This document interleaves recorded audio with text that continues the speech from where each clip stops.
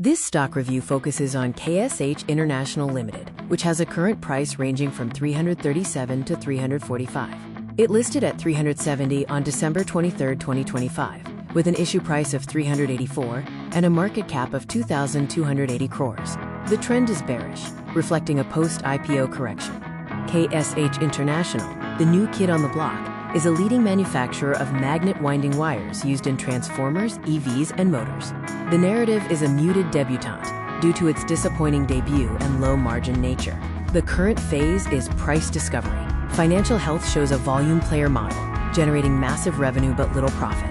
Revenue for FY25 was 1,928 crossing, up 39% YoY. Net profit grew faster than sales. The biggest weakness is thin EBITDA margins at 6.4%, sensitive to copper prices.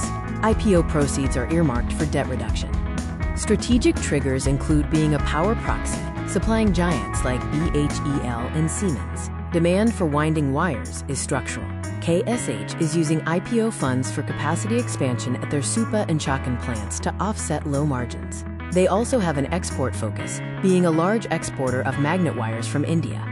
The red flag checklist includes IPO selling pressure, which usually lasts 10 to 15 days post-listing. Commodity risk exists as the business converts copper/aluminum, and raw material spikes can collapse margins. Low float suggests erratic liquidity, and the anchor lock-in expiry in late January 2026 could trigger another dip. Looking at the technical outlook, the current price is $337, with no support as it is a new listing. The stock is forming its first base. Key resistance levels are 370 and 384. The trend is currently down. Wait for the stock to trade sideways for at least a week to find a floor.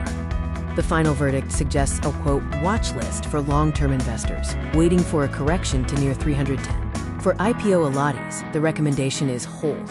Traders should avoid the stock due to a lack of chart history and high volatility driven by bulk deals.